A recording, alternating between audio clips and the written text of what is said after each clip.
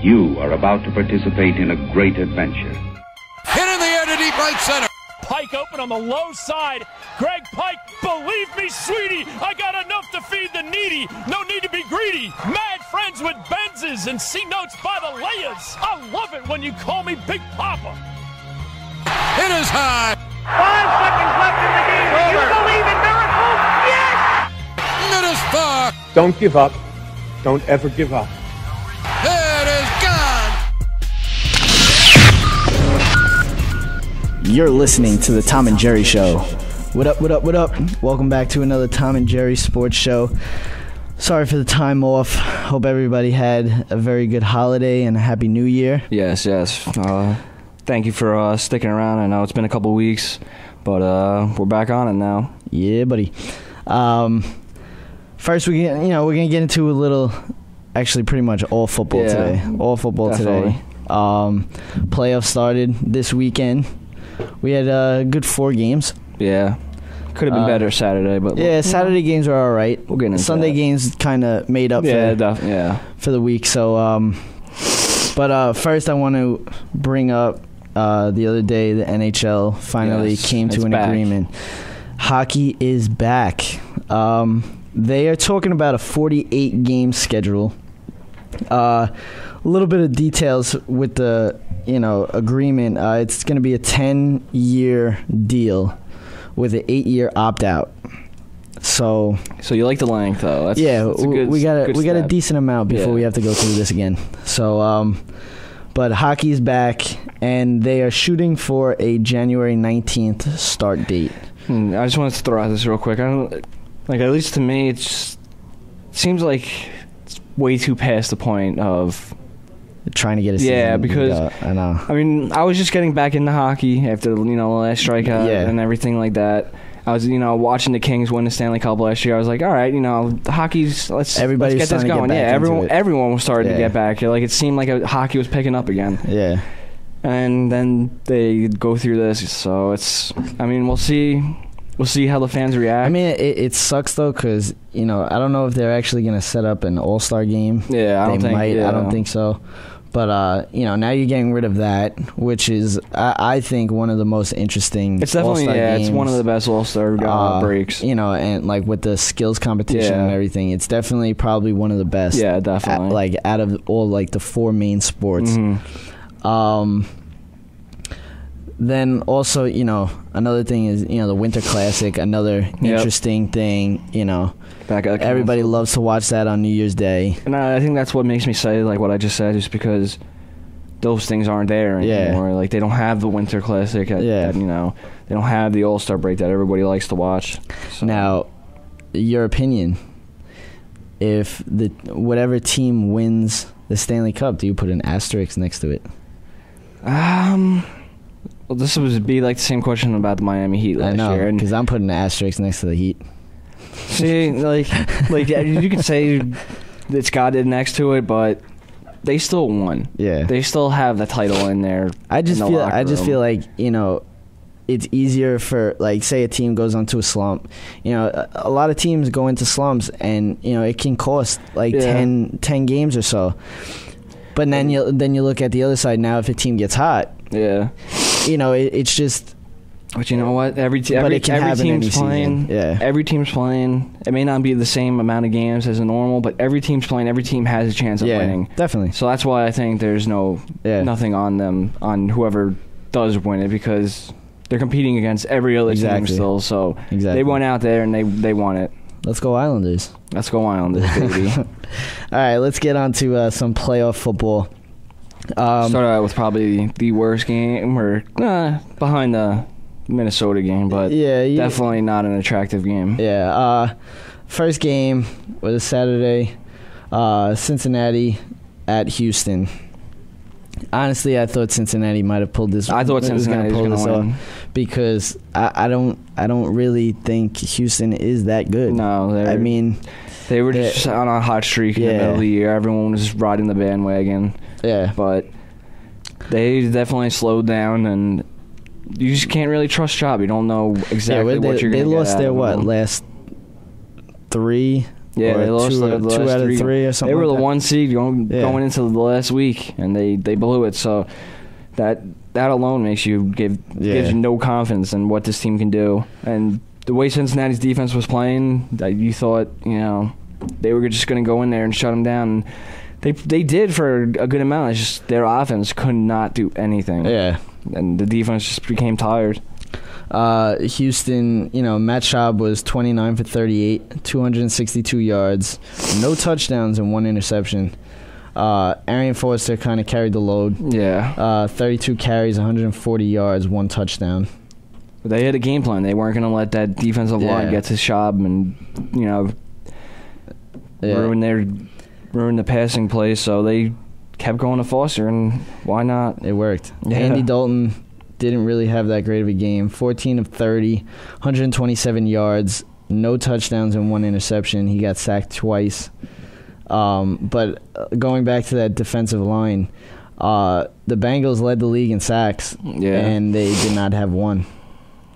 So it's kind of amazing. Yeah, when that's your best specialty all year, as you would say, and you go into a game and you're not able to get at least one of them, that's not a recipe to win. So. Yeah. Green Ellis was 11 for 63, and then AJ Green 5 catches, 80 yards. Then you go to Houston. Schaub was hitting Owen Daniels a lot. Yeah. 9 catches, 91 yards. So the offenses really didn't have that great of games. No. Defenses played good, but both of these teams are pretty much known for their defenses. Yeah, but Houston's offense just played a little bit better. When you look at the total plays, you got one of the best, top 5. Oh yeah, league, so. When you look at the total plays and the first downs, the Bengals only ran 48 plays on offense compared to 77 for the Texans. That's going to wear out any defense. I don't care who you are. This stat right here is going to tell you why the Bengals lost. They were 0 for 9 on third down. Yeah, that's it right there. 0 for 9 on third down, and Houston was 8 for 17, which is all right. It's all right, but it's at least converting one first down. That's the difference right there. That's getting Houston's defense off the field right there. Yeah, definitely. Getting them rested. So, well, the Texans pull this one out. They win 19-13. Bengals still had a chance to win this game at the end of the game. Yes, they did. Yes. And he threw a pick. So, actually, no. They're a young team, the Bengals, with a young quarterback, young wide receiver tandem, and everything like that. So, they have a bright future, but there's a lot of pressure on Marvin Lewis. He has not won a playoff game yet in his time in Cincinnati. He really hasn't. So, I don't know, which way the franchise is going to look at this, whether if they're on the rise or if they're getting sick of Marvin Lewis not winning playoff games. Yeah. But, Houston's going to New England to play them again. And yeah, that's going to be a good game. You hope it's different from the last time they played a couple weeks ago. Yeah, you really hope it's different. I don't even think it's going to be any different. I don't think it is personally either. Because New England's a dangerous team. Yeah, Houston has a good defense, but they're just not going to be able to keep up with what the Patriots can do. Yeah, Gronk still resting up that arm, getting better every week. The last time they played, it wasn't even close. Like that was the marquee game of the regular season, and they got absolutely did not turn out bombed. that way. Yeah, they got crushed in every way. So you would hope they have some adjustments to make, but we're talking about playing in New England. Yeah, in the playoffs, so it's not looking good for Houston. Yeah. Another game of Saturday was the Minnesota Vikings at. Now the Green Bay Packers. Terrible. Now this is the third time that they're playing this season, and the second time in the last 2 weeks. Yep. Minnesota took last week's game. Yeah. In Minnesota though, Adrian Peterson almost had the record, missed it by 9 yards. So now Minnesota's going to come. It was coming into this game, going into Lambeau. The temperature at kickoff was 29 degrees. So it's going to be tough for anybody. And the news that came out about an hour or so before really sudden the kickoff was kind of out of the blue, sort of. Joe Webb started in front of Ponder. Now, you're going into the playoffs. You played this whole season. Yeah. Yeah, you did hurt your shoulder or whatever it was. It's not like he uses it that much anyway. Yeah, exactly. Man up. Yeah, this is playoff go out football. there. This is playoff football. You have to go out there. This is what you worked for this whole time. No one thought you could even be there to begin with. Now, if you got to get out there. If Joe Webb has played during the season, I'd say, all right, by all means, you know what? You could take the time. He's a worse thrower than Christian Webb Ponder is. Did not throw a pass all season.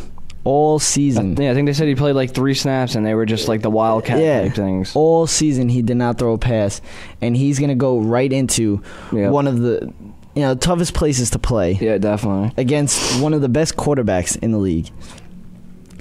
So, to do that, now you have to go pass for pass with Aaron Rodgers if you're going to play him. And obviously, Joe Webb did not hold up. And you saw it on the first drive. They had something going, and it was all runs, but it was different types of runs. He had 30 yards rushing in the first. Yeah, they had the spread thing that that Carolina likes to run and Washington likes to run. And it was getting to Green Bay. You saw it. They were driving down the field. They couldn't stop the run. Yeah. But the Minnesota defense just could not contain Aaron Rodgers for that long, and before you know it, Green Bay's up big, and then you got to rely on Joe Webb to throw, and obviously that didn't go well. Joe Webb, he played last year. Yeah, he's played games. He's not a bad quarterback. This game, it was just got dealt the wrong hand. Yeah. You're going into Lambeau. It's like 25 degrees. They're loud. You're going against Aaron Rodgers, and you're going into pretty much your first playoff game. He's got no chemistry with the receivers. Exactly. None of the in and outs of when they're going to break. And really, with Minnesota, it's all Adrian Peterson. Yeah. When you get down quick, you can't be running the ball. Honest, I like Joe Webb over Ponder. I'll be honest. Well, that's what I'm saying. Ponder isn't like a great quarterback, but you know what? He's played the whole season. Yeah. He's played the whole season. I don't disagree that he shouldn't have started, but I'm just saying for next year. Yeah. I wouldn't mind Joe Webb. No. He takes chances. He'll throw the ball. He's not afraid to throw the ball. He kind of reminds me of Kaepernick. Yeah, exactly.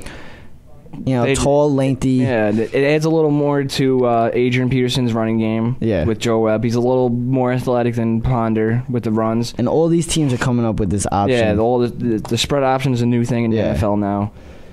And Joe Webb can run that very effectively. And it's going to help Peterson, I think. It would help Peterson because definitely. Linebackers are going to make... Well, look at Alfred Morris. Alfred Morris is benefiting from they had the most lethal run game in football. Marshawn Lynch with Russell Wilson. Yep.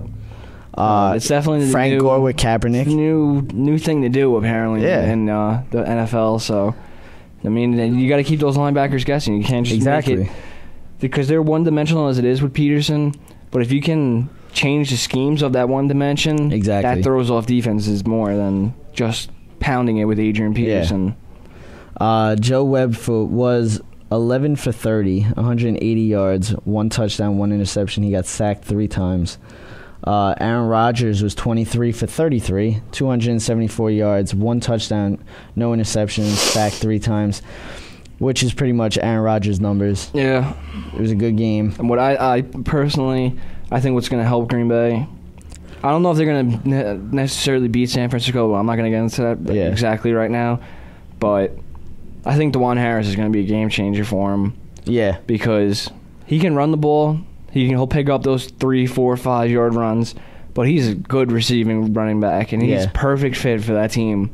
So he's the perfect check option for Aaron Rodgers. If no one's open, just dump it off to him. And he was there all day for him. The only thing that you worry about DeJuan Harris is his pass blocking ability. Yeah. But you got an offensive line for that. They haven't played well all year. You can't put that on DeJuan Harris. So, but I think he's going to be a difference maker for this team in the playoffs. Yeah. This is the big difference. Adrian Peterson, 22 carries, 99 yards. Yeah. The last 2 times they played Green Bay, he had over 200 yards in both games. They were being a little more patient on defense. They weren't attacking as much. Exactly. That's what it seems like the difference was. That was pretty much the difference, yeah. Just staying in their holes, just waiting for him to come to them. Dwan Harris kind of carried the load for the running backs. 17 carries, 47 yards. Ryan Grant also got 7 carries. That was about it. He doesn't need to get 100 yards like everyone thinks a running back always needs to get. When you got Aaron Rodgers, you really don't need that. Just like what he did, just give him the ball 17 times. Exactly. Just to throw off the defense. Aaron Rodgers spread the ball around. He hit 10 different receivers. Yeah, that's what he does. There was really no big numbers for one receiver. They were all pretty much, mixed in 4 catches, 5 catches, around 60 yards. That's what makes each. them so scary, though. All these weapons. Yeah. I mean, you got Greg Jennings. Then you also add Dwan Harris to that. You got James Jones, Jordy Nelson. Ryan Grant is a pretty good receiving running back also. James Jones led the league in touchdowns. Yeah. Out of nowhere. Yeah. So now let's get into a little bit of them going to San Francisco. I just want to see what your take is on this game, because I think this is probably going to be the game of the week next week. Yeah. To tell you the truth, San Francisco is all defense. Yeah. Really. I mean, now that they have Kaepernick, they're a rushing offense now. Kaepernick can sling the ball. Oh yeah, he definitely can. And I think he could really. I think he could really do damage on Green Bay's defense. Yeah, they gotta let him play. They can't be conservative in this game with Kaepernick. The thing with me is, can the 49ers defense hold Aaron Rodgers? Well, I know they'll get pressure on him. Yeah, we know that they'll get pressure on him, but that's what makes Aaron Rodgers different than a lot of other quarterbacks. He's better when he's getting blitzed. He's better when he's got people right on him. Yeah, because he's got the escapability. But I just think personally, a healthy 49ers team is better than a healthy Green Bay team. Yeah. That's just how I feel. My only thing right now, like with all the teams in the NFC, period. In the playoffs right now, is every quarterback has only maybe 1 or 2 years experience. Yeah. Besides my boy, you got Aaron Rodgers. Yeah. Who is the only one? Well, with the ring. Yeah, he's got the experience of the playoffs. Yeah. I mean, Matt Ryan chokes in the playoffs. Yeah. He's not good in the playoffs. You got Russell Wilson, brand new rookie. Yep. Kaepernick, brand new. A 2-year vet. Pretty much a rookie, though. Yeah. I mean, we can... First year starting. Yeah. Then it's just, you look at it and... That makes a difference. I don't know if you can really, trust these, young players. Yeah. I mean, Russell Wilson played well yesterday, but he was also going up against RG3. Yeah. Another rookie. Who was hurt, too. Yeah. So, it's just... But I'll give Wilson a little more credit because they were down 14-0. Oh, yeah. Quick. Definitely.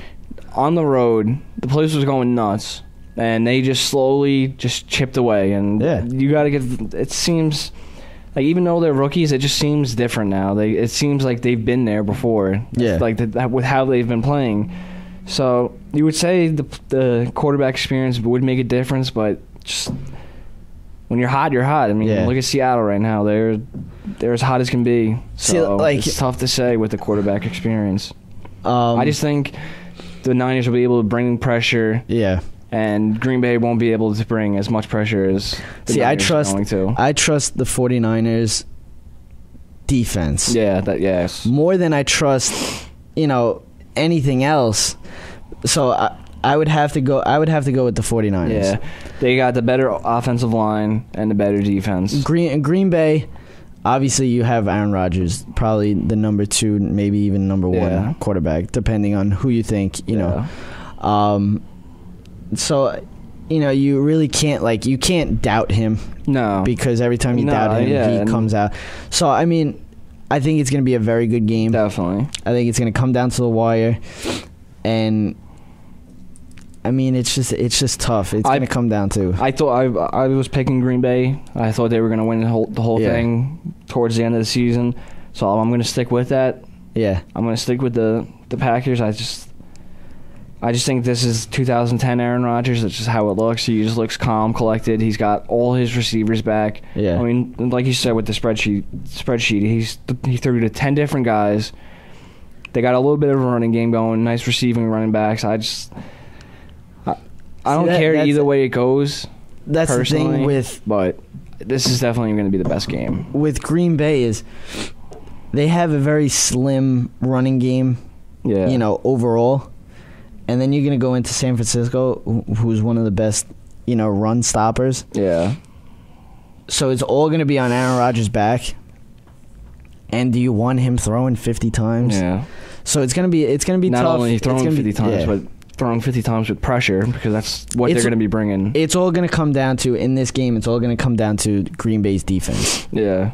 If they can, they're going to decide the game. Yeah. They're going to decide the game. Because you're going to have Green Bay, who's one of the top offenses in the league, and then you're going to go to San Francisco, who's one of the top defenses in the league. So they're going to do whatever they got to do. Yeah. It's all going to come down to Green Bay's defense. Can Green Bay stop the 49ers? They made all these adjustments for Peterson and everything like that. But we'll see if they stick with that exact game plan for the running game of the Niners.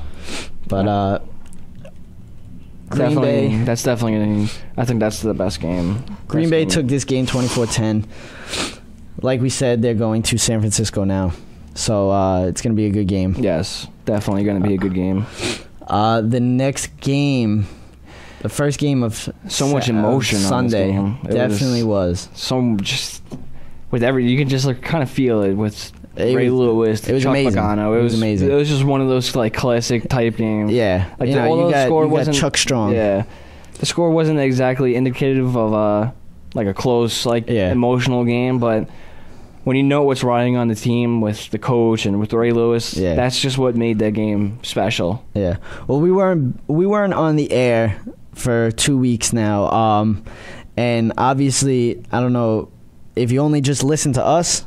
Hopefully you only do. Yeah. So we can, break the news to you. But if you should have heard it by now if you know sports and everything. Ray Lewis came out was it last week? Yeah. A couple of days ago. A couple of days ago even. And said that this will be his last go around. And as we said before we went on air, we both kind of knew. There was a purpose behind him. Yeah, exactly. This. Because now you're going to come into this. Now, if you're his teammate, you're going to come into this game. You're going to be like, okay, this is Ray Lewis's last home game. Yeah. You're going to want to give 175%, 200% for him. And honestly, I'm proud to say it though.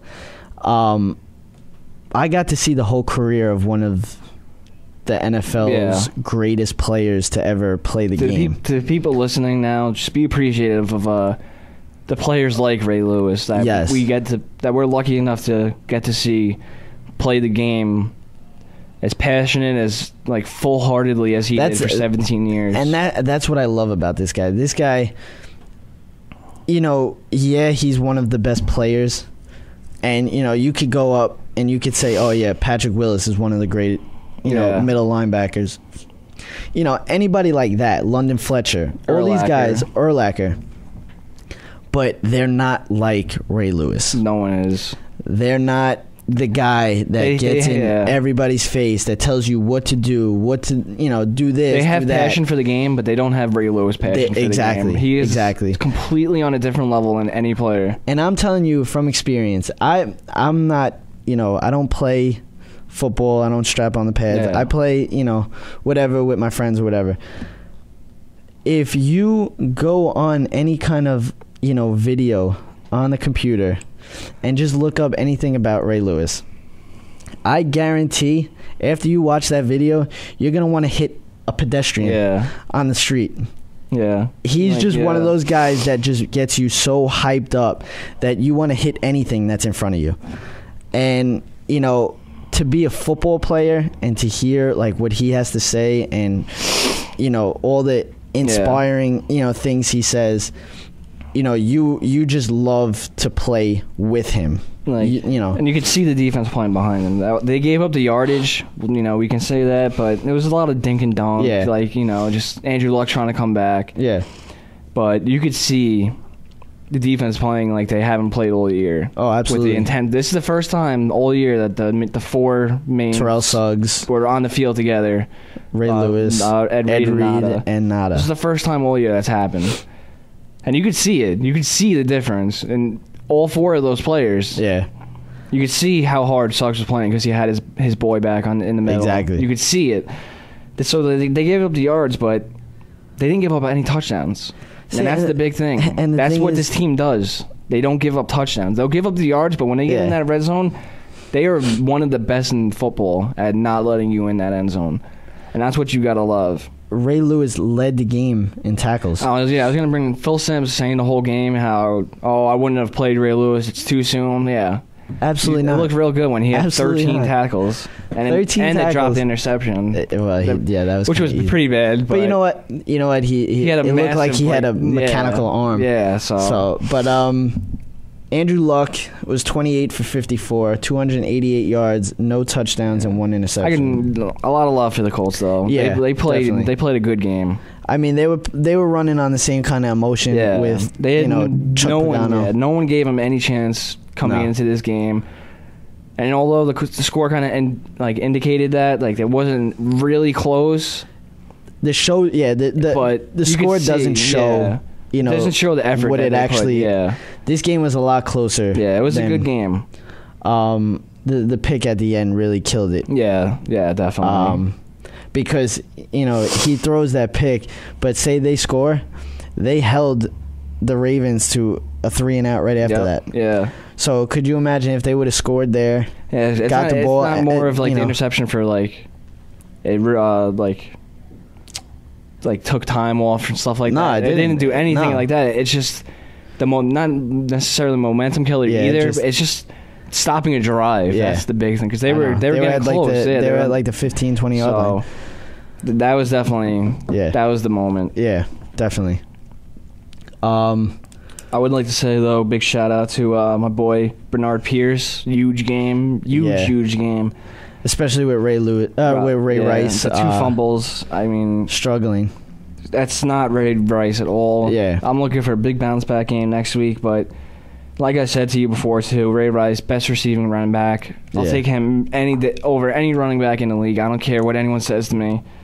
But to have a guy like Bernard Pierce, who is a little bit of a different runner than Ray Rice. Yeah. He's definitely more speed built. Yeah. And, I mean, when he gets a hole, he is gone. Yeah. So it's nice to have that kind of the difference with the running backs, like one a little more power receiving. Yeah. And you can just bring in the pure speed. I've liked this kid all year, and he's gonna be a difference in the Denver game. You know what? You take away the 2 fumbles. Ray Rice really didn't have that bad of a game. No. He had 15 carries, 70 yards. He had a Ray Rice game. Yeah. He had a typical Ray Rice game. And then he had that 1 catch for 47 yards. But Pierce was 13 for 103. That's what you gotta like. But if you look at the Colts too, it kind of looks like they pretty much got a running back now. The guy Ballard's very good. Yeah, he's 22 carries, 91 yards. He's a very good. His cuts are good too. Yeah, I noticed. You would have liked to see a little bit more in the regular season out of him, but definitely had a nice game yesterday. But I think the pretty obvious star of this game was Anquan Boldin. The guy was insane. Some of the catches, to the people out there, if you watch this game, he was making Megatron catches. Yeah. Well, let's just say he had 5 catches. All right, 5 catches. You would say typical, receiver, 5 catches. Say you go with maybe 80 yards. 5 catches. He had 5 catches, 145 yards, and a touchdown. And the 5 catches were all in the second half. Yeah, they were all in the second half. So it's kind of ridiculous. But then you go over to the Colts also. One of my favorite players, Reggie Wayne. Definitely one. I mean, the guy, he's kind of underrated. Nobody talks about him. Yeah, he's underrated. And you gotta appreciate a player like Reggie Wayne. Yeah, they cut everyone. Everybody from last year. The center, Peyton's obviously gone. They got rid of a lot of big names. Dallas Clark's gone. Reggie Wayne knew it was going to be a rebuilding process. He knew they were starting from fresh, all young players, and he signed a contract extension last year with this team. That shows you a lot. That shows you like dedication. Shows a great guy. I really like Reggie Wayne, and he does play inspiring football. He does. I still talk about it. The game earlier this year against Green Bay was one of the best games I've ever seen by a wide receiver. You know, numbers-wise, was ridiculous. I believe that was the first Chuck Strong game. Yeah. So yes, that was right after they found out that he. So the way he played that game was ridiculous, and it just kind of added to my respect for him. And they got another nice guy in T.Y. Hilton too. Yeah, he's quick. He's going to be a good receiver for Andrew Luck. And he's got nice chemistry with his tight ends. Dwayne Allen, the third rounder. He had Coby Fleener in. I was just going to say in Stanford. Stanford's. So they got some nice. They're going to be a dangerous team. Upcoming. They got to work on their defense a little. Yeah, the run defense, I would say, needs a little tuning. Yeah, but this offense. This is going to be a good offense for years to come. Definitely. Because they're young. They're all young. Besides Reggie Wayne, T.Y. Hilton, rookie. Dwayne Allen, rookie. Coby Fleener, rookie. Ballards, I believe, is a rookie, too. Yeah. So, I mean, this is going to be They got a very young team. offense. Their defense is, It's going to need work, especially because Freeney and Mathis aren't going to last, that much longer. Especially Freeney. I think he came first. So, defense needs a little tuning with the run game, but, I mean...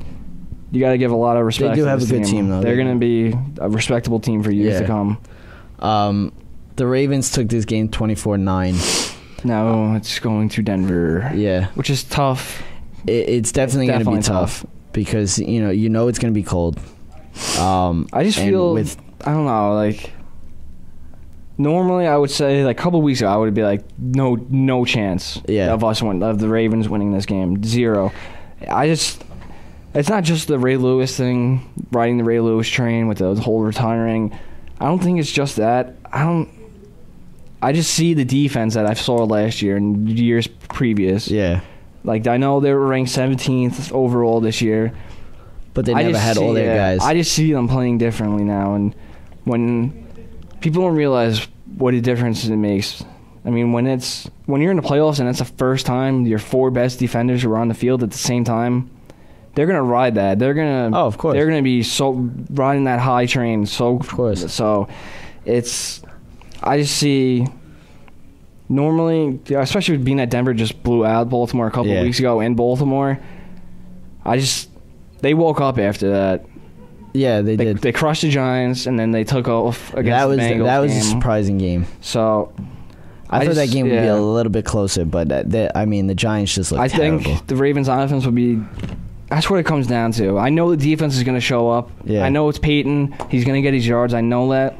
But I trust his team in the red zone. I trust that defense in the red zone. This comes down to... I'm going to say the offense in whole. Yeah. It's like you can say Flacco, you can say Rice, but it's got to be both of them together. Yeah.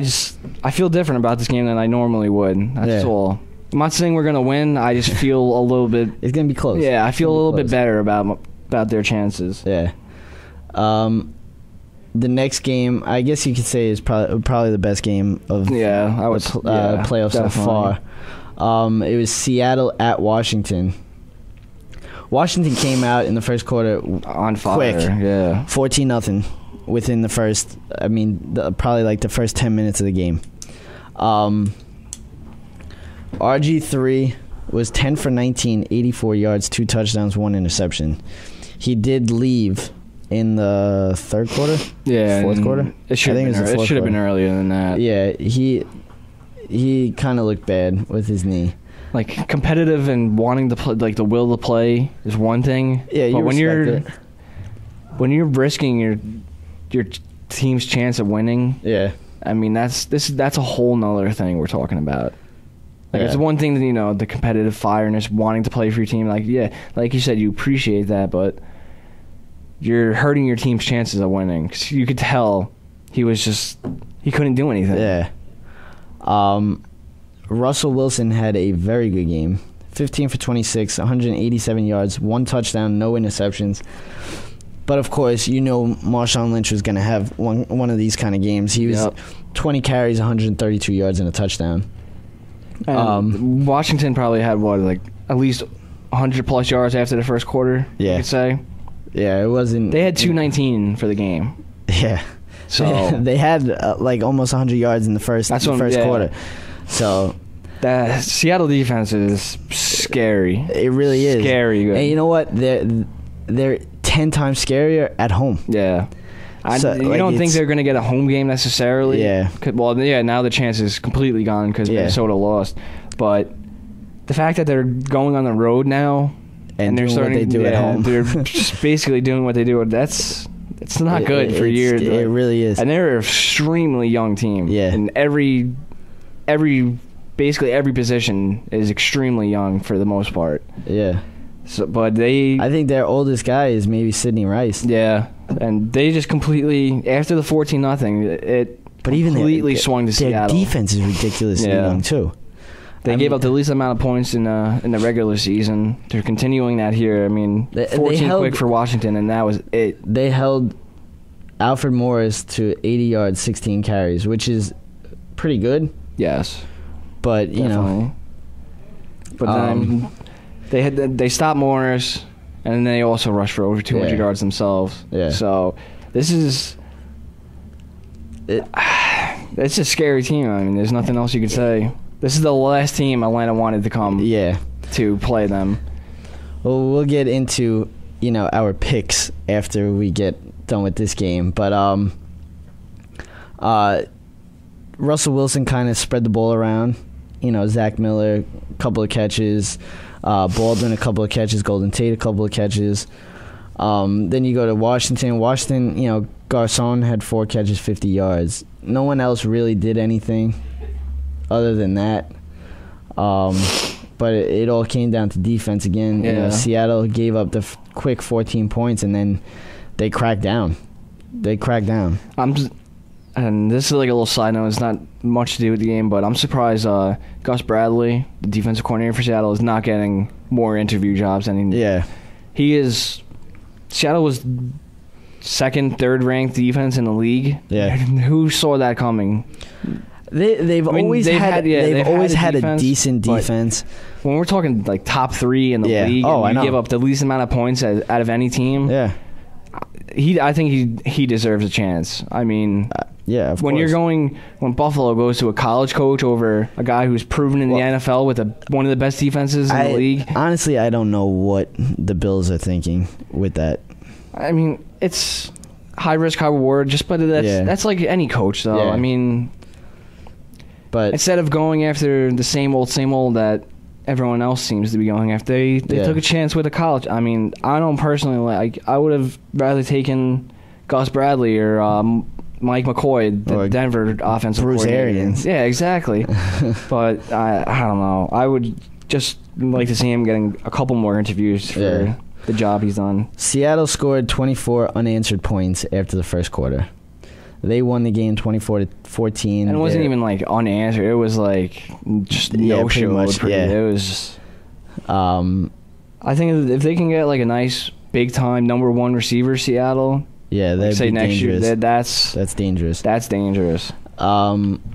They go to Atlanta now. And we've been saying it all season. Atlanta is not as good as their seed. And I think even the first round bye is going to kill them. And for Falcon haters, this is the dream. Yeah. This is the perfect team to go into Atlanta. This is the best the best scenario you could ask for. That's what I'm saying. Like, this is going to be tough for Atlanta. This is very tough. You're going to go up now. You got 2, good wide receivers. Julio Jones, big dude. Roddy White, very good wide receiver. But now you're going up against 2. The Seattle secondary can handle it. They got 2 big cornerbacks. They're young, they're quick, and they're big. And they don't care. They'll play you. Oh, and that's what I'm saying. Yeah, like they went right at the Redskins yesterday. They got into a couple of scuffles. But you're gonna go up against Browner. Yeah. You're gonna go up against Sherman. These guys are... Falcons are pass first, and Seahawks secondary is one of the best in the league. Yeah. So it's going to be tough for... you got Earl Thomas back there with Cam Chancellor. And then, like I said, you got Sherman and Browner. Browner is 6'4". Bruce Irvin, who's just a freak. Coming in on the quarterback. Yeah. So this is not the team Atlanta wanted to play. Seattle is fearing though that Chris Clemens tore his ACL, which is tough because he's a very good defensive end. But then you could bring in Bruce Irvin now. Yes, it's a loss. Obviously, we're not going to say it's not, but that's not their that's really not their forte. They're going to be living off that secondary anyway. Exactly. It's going to be a very good game, but we'll see if Matty Ice can show up. I don't know. This is Atlanta being the 1 seed. I guarantee a lot of people are taking Seattle in this game. I would not be surprised. I know I am because this is the hottest team in the league, and this is how teams win Super Bowls. They take these hot streaks like the Giants last year. That's the recipe for winning Super Bowls. Of course, just defense and just riding the hot streak. Of course. We'll get into a couple of the because obviously we weren't on the air for 2 weeks now, but we'll get into Black Monday for the NFL coaches was kind of. I think it was the best, worst, whatever you would say of all time. Yeah. 7 coaches in one day. 7 coaches were fired. One coach that was fired was hired right away, and that was Andy Reid. I do not like that hiring. You know what? Don't. Andy Reid is. I personally think Andy Reid is a very good coach. I'm not saying I know he's a good coach. I'm giving him that, but my take on this, he should have taken a year off. You think so? I mean, I don't know his family. I don't know his person. But when you have a son basically kill himself in training camp or what? Yeah. I believe he's got another son that's currently in jail. Yeah. Your family is completely in disarray. You're overweight. You had all the talent in the world in Philly and did absolutely nothing with it for 2 years after the Mike Vick era. You hired an offensive guy to be your defensive coordinator. Yeah, that was kind of weird. He needed time off. You could see it on him in the sideline of the Eagles. But you know what? He needed time. I know a new change and everything. I just don't like the hiring. My look on it is, even with his family all in disarray and everything, maybe it's kind of a getaway kind of thing. I can respect that. Maybe it's kind of getting his mind off. Yeah, his son did kill himself. But maybe with football and sports is always a way to get your mind off of things. Like going to a baseball game or something like that. It's 3 hours of getting your mind, like, just for a fan. Just looks at that. It's 3 hours of getting your mind off of, say you're in debt. Say, you're divorced. Yeah, it's just sports is always a way to get your mind off of things, and if that's what he's doing it for, I respect that. He's a hell of a coach. I'm not saying he's not. Very good coach, but and you know what? He has the talent in Kansas City. They have a good team. Talent. They just need a quarterback. Yeah, but that's another reason why I said maybe he should have taken a year off. Because the draft this year is terrible. Yeah, there's no it really is. Andrew Luck. There's no RG3s out there, and there's no franchise quarterback. Yep. It's all defensive type players, it seems like, or wide receivers coming out. There's no definitive number one saying, you know what, that's our guy. That's the face of the franchise. There's none of that this year. So take a year off, relax, do like an analyst type job, go on Fox or something for a year. Just chill out for a year, see if a better opening is available next year, because there's going to be. Yeah. Coaches are going to get fired next year. Oh, of course. So, and I don't know, he's an offensive guy, and since Jim Johnson left the Eagles, their defense was terrible. Yeah. Terrible. Absolutely terrible. But you know what? Kansas City does have a good defense. And they do. And I'm not, they have the players, Tom Ollie, Eric Berry, obviously, but he's not a defensive guy, so he's got to hire the right coaching staff this time. Definitely. That's the difference. He needs to hire the right guys. Definitely. Other coaching news, Chip Kelly went for a couple of interviews It looked like he was going to be the Eagles. Yeah. I thought he was going to be the Eagles coach. And at first, it looked almost guaranteed he was going to the Browns. Yeah. But great. He just came out and said he's deciding to stay with Oregon. I would have, Oregon's my favorite college football team right now. I would have loved to see him in the NFL. Yeah. He's a good coach.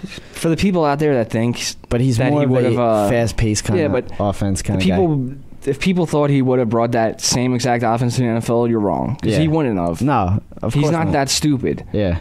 He would have made the adjustment. I would have just liked to have seen what he could have done. Yeah, try to make the adjustment. He changed college football. Yeah. He completely changed college football in every way of offensive mind. So you would have liked to have seen what he could do. He'll get his chance. Yeah. Probably next year. But I'm actually kind of glad he didn't go to Cleveland. That's just like a death trap. Yeah. Other news, the Chargers are interested in Mike Holmgren. That's good. Yeah. That's a good look. Yeah. And also, like we were talking about before, the Bills hiring the Syracuse coach, Marrone. Yeah. My take on that, I believe that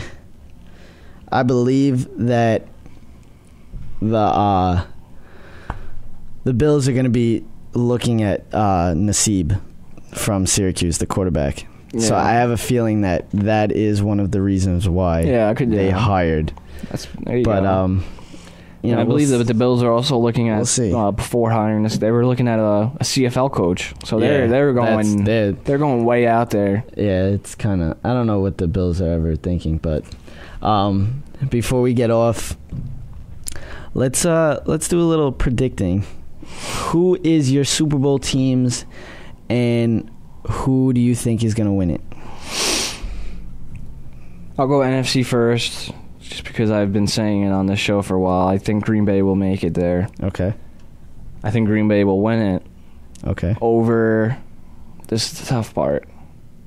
I want to see my Ravens. Yeah, of course. Obviously, I want my Ravens to win it all. Of course. Obviously. But from this show perspective, I think it's going to be Green Bay versus Denver. Okay. But then we're talking about New England, and you cannot count them out. And that's the tough part. The only reason I say Denver is because New England's got to go to Denver. Yeah. But yet again, we're talking Tom Brady. That doesn't really faze him too much. But I believe the last time the Broncos lost was to the Patriots. Yes. Very early in the regular season. And this Broncos team is completely different now. Yeah. Completely. They're in rhythm. Peyton Manning's on time with his receivers. And that's my toss-up, New England, Denver. Yeah. That's the only toss-up I can't decide between them, because you can't bet against Brady. Yeah. But Denver's got the home field, so I don't know. I am going with the AFC side. I'm going to pick Denver. Yeah. Because I love Peyton Manning. Yeah. And I love what he's doing. And it's scary that he finally has a running game and a defense. Yeah, that which he's never had. And then my NFC is going to be a little bit of a... Okay. People aren't going to be seeing this coming. I'm going with Seattle. No, I can't disagree with you. I am definitely going with Seattle. I think they could pull it off. I think their defense is good enough to pull it off. I think Russell Wilson's playing out of his mind right now. Yeah, because if you look at it now, they can play with any of those NFC teams that are left. They'll be in those games. So they absolutely crushed San Francisco last time they played them. Although it was in Seattle, I know, but it's stuff like that helps the motivation wise. Of course. So I can't go against that. And I'm gonna go with Denver winning it all. Yeah. I'd like to see Peyton Manning win another Super Bowl. And the scary thing with Peyton is the one year the defense actually stepped up in the playoffs. They won the Super Bowl. Yep. That's the scary thing.